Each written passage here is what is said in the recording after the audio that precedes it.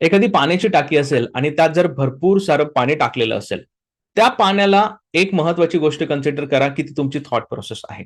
म्हणजे ऑलरेडी तुमच्याकडे भरपूर विचार आहेत. तुम्ही मनातल्या मनात भरपूर विचार करत असतात आणि त्या पाण्याच्या टाकीला जर एखादा टॅप असेल, त्यात जर काही गोष्ट अडकलेली असेल, तर ते पाणी असं थांबत-थांबत बाहेर येईल. ते कंटिन्युअस फ्लोने येणार नाहीये. त्याच पद्धतीने जेव्हा तुम्ही तुमचे विचार मांडतात किंवा इंग्लिशमध्ये कम्युनिकेट करायचा प्रयत्न करतात, इथे सगळं काही आहे. पण जेव्हा तुम्हाला ॲक्चुअल कम्युनिकेशन करायचं असतं, तेव्हा पहिला प्रॉब्लेम तुम्ही ऑब्झर्व्ह करतात, की कुठेतरी तुम्हाला फंबलिंग होतं, थांबून बोलावं लागतं किंवा कधीतरी आपण अडखळतो, शब्द सुचत नाही, आपले सेंटेन्सेस व्यवस्थित फॉर्म होत नाही. कधी-कधी जर सेंटेन्स फॉर्म झालं, तर ते इथून बाहेर निघतानाच आधी मनात डाऊट असतो, की हे करेक्ट आहे की नाही? लोकांनी जर आपली मिस्टेक काढली, तर त्याबद्दल काय?